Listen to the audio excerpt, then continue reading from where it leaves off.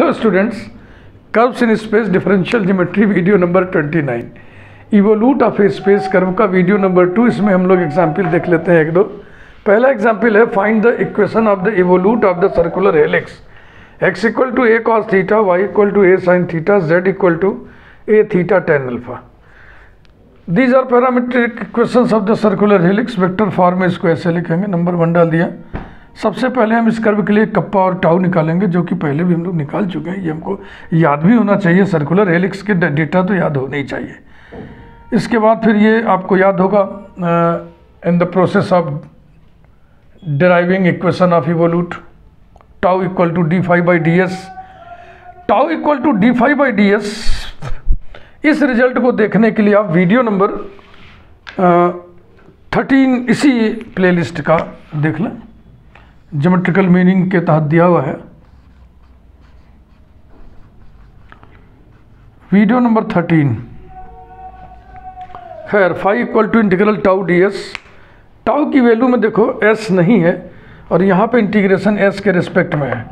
इसका मतलब इस इंटीग्रेशन के लिए ये एंटिटी कांस्टेंट है, तो कांस्टेंट बाहर हो गया, इंटीग्रल डी एस का एस आ गया। ये कांस्टेंट ऑफ इंटीग्रेशन यहाँ लगा दिए। उसके बाद equation of the evolute C1 of the curve C is given by R1 vector equal to vector R plus rho n cap minus rho tan phi plus c b cap. और value रख दिया हमने रो। रो माने kappa का उल्टा, इसका उल्टा होगा A अपान कॉस स्क्वायर माने A सेक स्क्वायर। ये फाई प्लस सी की जगह ये लिख दिया sine alpha cos alpha upon A into s b cap. Okay, तो ये R1 की वैल्यू आ गई। इसकी नंबरिंग कर दें आप 3। और ये सब हमें डेटा कहीं ऊपर लिखते भी चलना होगा, क्योंकि काम अब इसमें बड़ा भारी है। आर की वैल्यू तो मान लीजिए यहाँ दिया हुआ है, लेकिन अभी हमें एन कैप निकालना होगा, बी कैप निकालना होगा, काफ़ी काम इसमें करना होगा।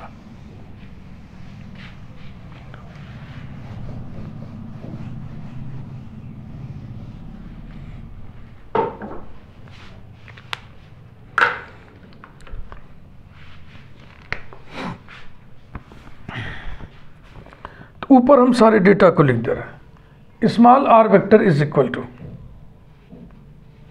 Bracket a cos theta, a sine theta, a theta tan alpha. ये था इक्वेशन नंबर 1। फिर kappa equal to cos square alpha upon a, tau equal to sine alpha cos alpha upon a, number 2। और number 3 में था small r1 vector equal to small r vector plus a sec square alpha n cap minus a sec square alpha tan of sine alpha cos alpha upon A multiplied by s, ये। और यहाँ B cap. ये था equation number 3। और इसके आगे बढ़ेंगे हम।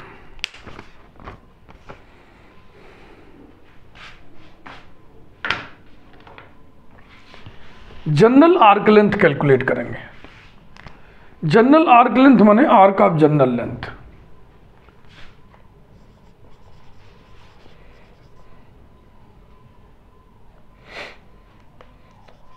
General arc length is s equal to integral 0 to parameter at the general point, यानी कि theta under root x dot square plus y dot square plus z dot square d theta equal to integral 0 to theta under root x dot कितना होगा minus a sine theta, उसका square a square sine square theta plus इसी प्रकार से ए cos theta, ए square cos square theta. अरे भाई, square वाला 2 ठीक से नहीं बन रहा, ए रहा।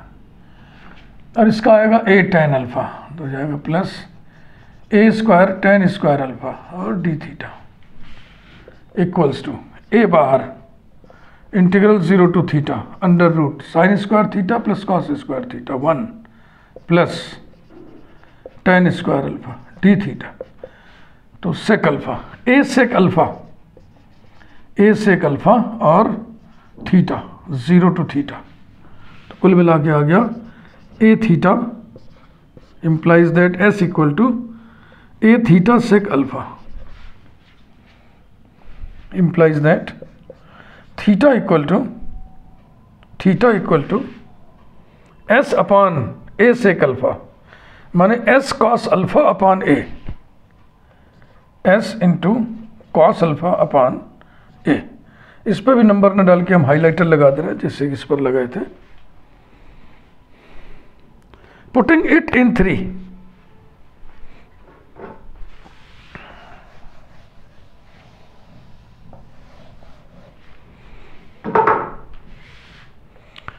तो ये भी एक डेटा है, इसे भी नोट कर लें।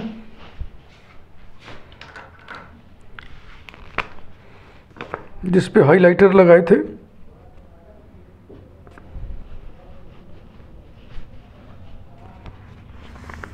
एक तो ये था 5 plus c equal two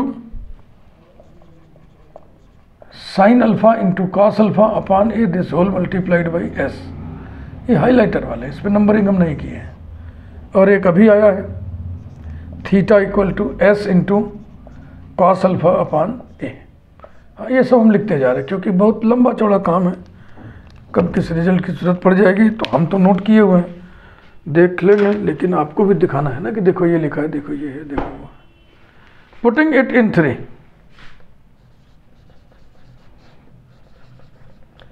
putting it in 3 we get 3 में रख दो भैया। R1 vector equal to vector R plus a sec square alpha n cap minus a sec square alpha tan bracket. अब वैल्यू किसकी रखनी है? एस बाई ए की। तो एस बाई ए की वैल्यू कितनी होगी? Theta sec alpha, s by a की वैल्यू रखनी। तो हम लिख दें sine alpha into cos alpha into s by a की वैल्यू, एस बाई ए की वैल्यू हम लिख दें, हाँ s by a theta sec alpha. थोड़ा कलर चेंज करके लिख देना, अच्छा लगेगा आपको देखने में।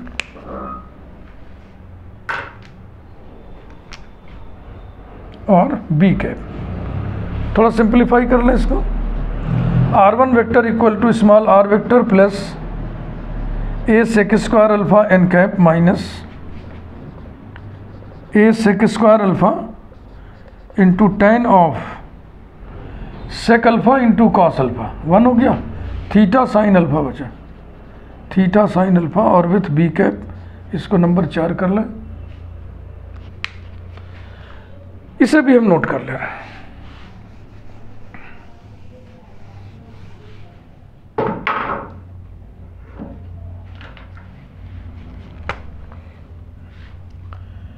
Small r1 vector equal to small r vector plus a sec square alpha into n cap minus a sec square alpha tan of theta sine alpha b cap. ये है क्वेश्चन नंबर 4। अब हम इधर सब डेटा लिखते जाएंगे, इतने दूर में अपना कैलकुलेशन करें, क्योंकि एक भी रिजल्ट हम चाहते हैं कि आंखों से ओझल ना हो, वो हमें दिखता रहे।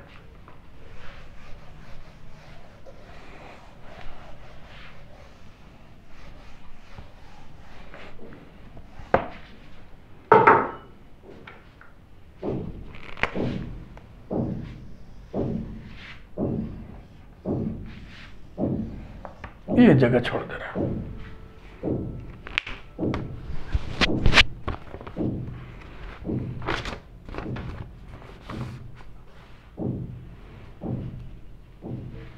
ठीक, now t cap equal to r dash vector, और आर डैश वेक्टर क्या होगा देखें यहाँ पे, देखो ये जनरल पैरामीटर थीटा के रूप में दिया है, तो आर डॉट वेक्टर का मतलब होगा d vector r upon d theta. तो चाहो तो इसको ऐसे लिख दो, d vector r upon d s, r dash का ही मतलब हुआ, चेन रूल से इसको चेंज कर लो, d vector r upon d theta और बगल में d theta upon d s. तो d theta upon d s देखो यहां से आएगा, is equal to d vector r upon d theta minus a sine theta comma a cos theta comma a tan alpha और d theta upon d s, d theta upon d s ये बराबर होगा cos alpha upon a. तो ए cancel हो जाएगा सब, cos alpha से गुणा करके इकट्ठे लिख दें, equals to minus sine theta cos alpha comma cos theta cos alpha comma sine alpha upon cos alpha कट गया, सिर्फ साइन अल्फा बचा, ये रहा टी कैप। फिर आप d t cap upon d s निकालें, implies that d t cap upon d s equal to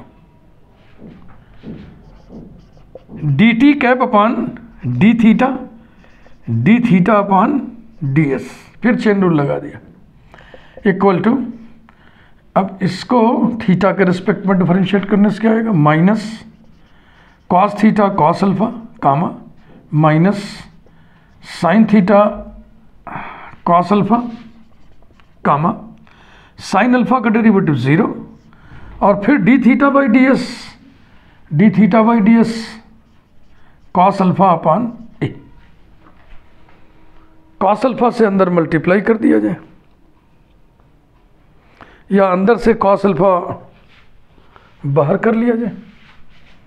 फिलहाल यहां देखें, implies that d t cap upon d s kappa n cap होता है, d t cap upon d s kappa n cap होता है, is equal to cos alpha बाहर करें minus cos theta comma minus sine theta comma 0 और बाहर हो गया cos square alpha upon a, kappa का मान cos square alpha upon a, तो ये कप्पा और ये कैंसिल हो जाएगा ना, हाँ चाहो तो लिख दो, इंप्लाइज दैट कप्पा की वैल्यू लिख दें, cos square alpha upon a n cap equals to bracket minus cos theta comma minus sine theta comma 0 cos square alpha upon a, इसे कैंसिल करें, इस प्रकार से हमको एन कैप मिल गया, इस इक्वेशन में एन कैप मिल गया। अभी हम बी कैप भी निकालेंगे, तो एन कैप बी कैप इस तरह से मिल जाएगा और आर की वैल्यू तो यह ही है। तो एन कैप बराबर हो गया bracket minus cos theta comma minus sine theta comma 0, n cap की वैल्यू है, इसकी नंबरिंग कर दे रहा हूँ 5, फिर इसे भी चलो लिख लें,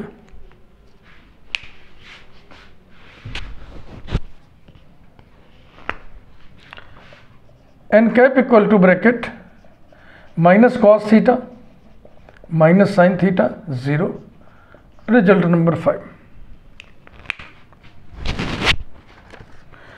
अब बारी है बी कैप की, तो टी एन बी से बी कैप बराबर होगा t cross N,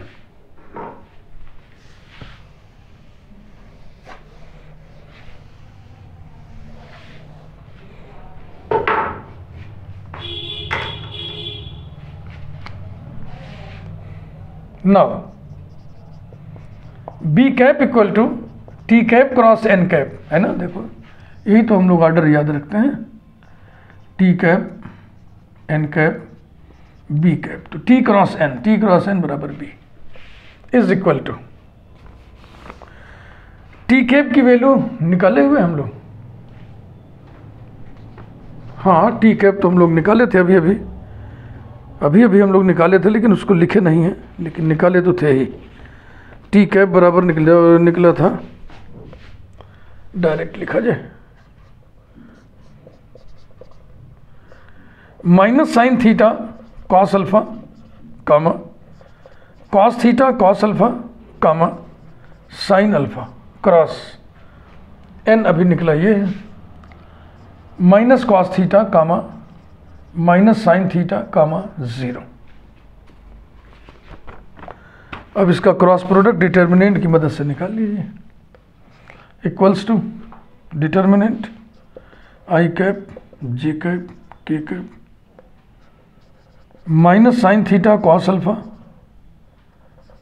cos theta cos alpha sine alpha minus cos theta minus sine theta 0 equals to sine theta sine alpha i cap minus cos theta sine alpha j cap sine square theta cos alpha plus cos square theta cos alpha मिलके हो जाएगा cos alpha, तो plus cos alpha k cap.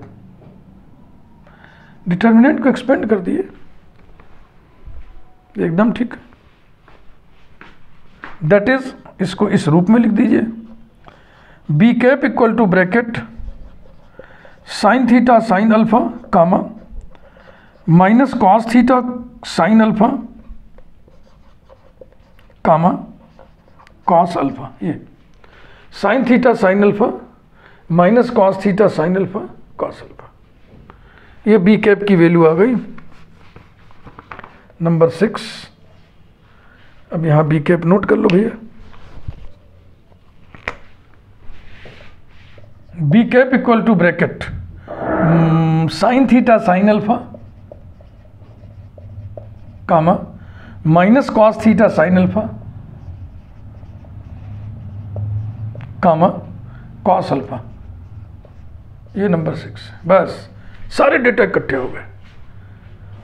अब इसमें are की value number 1 से, N cap की value number 5 से, बी कैप की वैल्यू नंबर 6 से रख देंगे तो वही required equation of the evolute हो जाएगा। यही लिखने जा रहा हूं।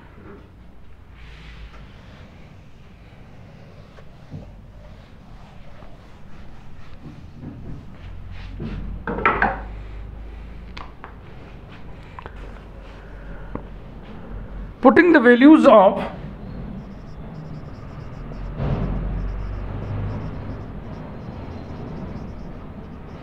small r vector comma n cap comma b cap from equation number 1 comma equation number 5 comma number 6 respectively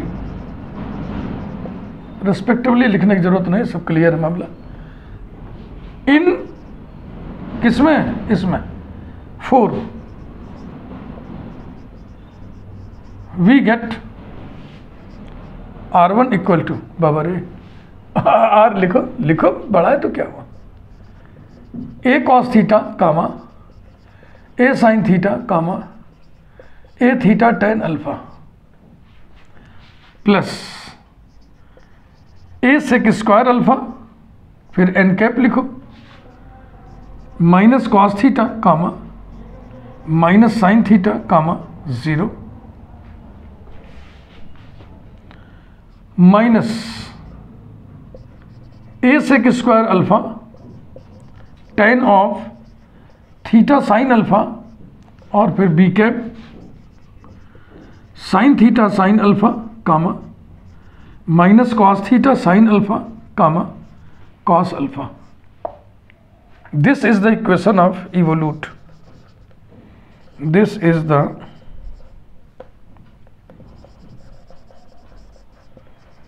equation of the evolute of the circular helix of the circular helix. Yes.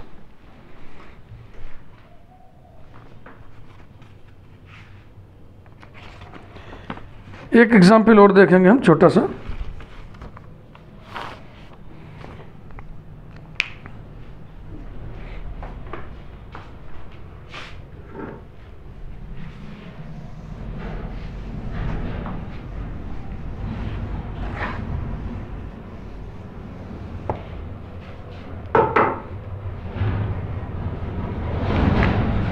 Example 2.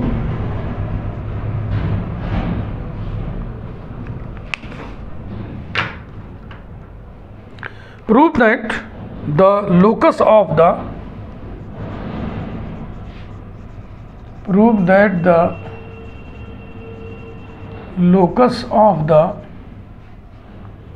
center of curvature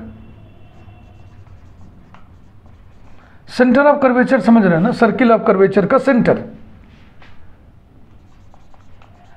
of curvature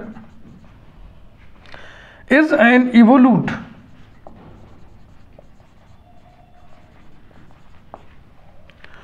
only when the curve is a plane curve, only when the curve is a plane curve.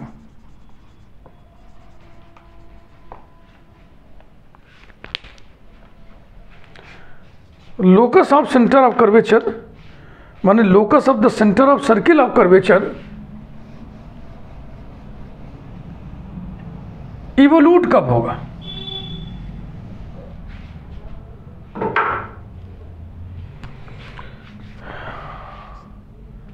Position vector of the centre of curvature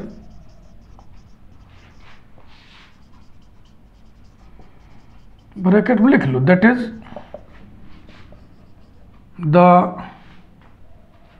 centre of the circle of curvature, centre of the circle of curvature is, एक video आप पढ़े थे circle of curvature, एक video उसके बाद पढ़े थे sphere of curvature. तो सर्किल ऑफ कर्वेचर के में सेंटर के पोजीशन वेक्टर के लिए हम लोग एक एक्सप्रेशन निकाले थे और रेडियस के लिए एक एक्सप्रेशन निकाले थे।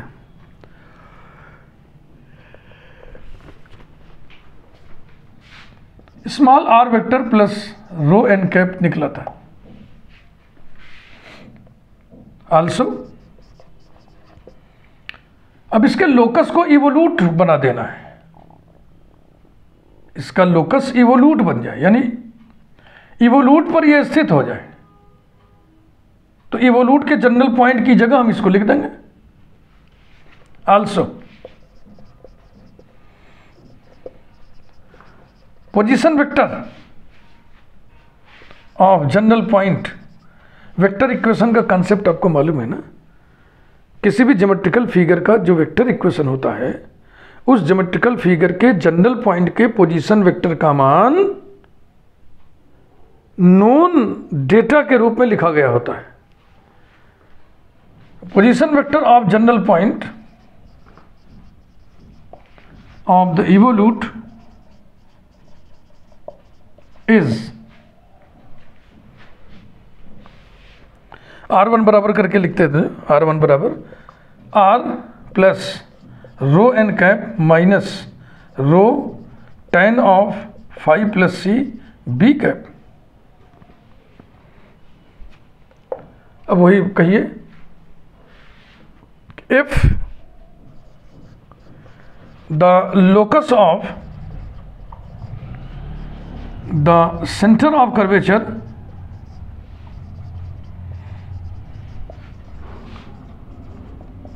is the evolute,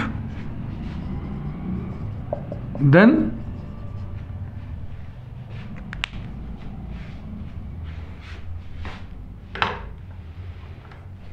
आप चाहे तो यहां पे ऐसे करके लिख लें R1 बराबर, तो ये जो पोजीशन वेक्टर है ये हम यहीं R1 की जनरल पॉइंट के पोजीशन वेक्टर की जगह इसको रख देंगे। Then small r vector plus rho n cap is equal to small r vector plus rho n cap minus rho tan of phi plus c b cap.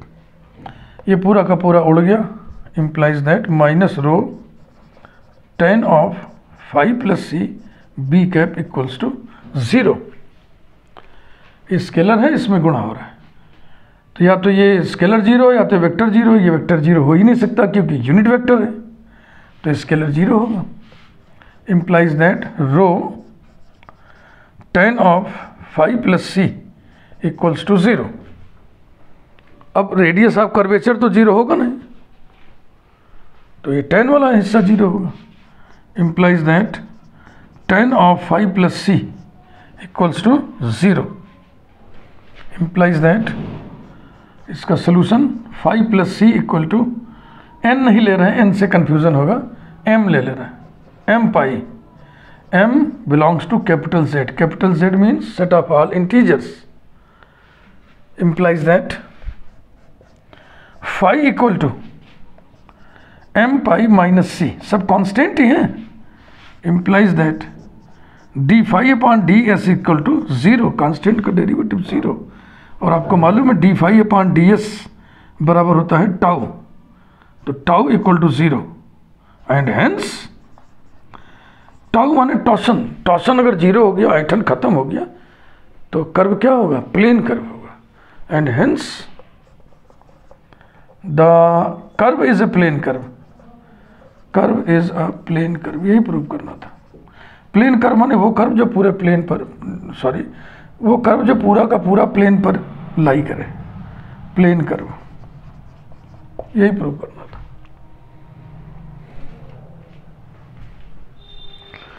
अगली video में आपको हम इवोल्यूट का कर्वेचर एंड टॉर्सन बताएंगे, उसके लिए हम expressions निकालेंगे। Thank you. वीडियो लाइक करिए, चैनल यदि आपने अभी तक सब्सक्राइब न किया हो तो चैनल आप सब्सक्राइब कर दें।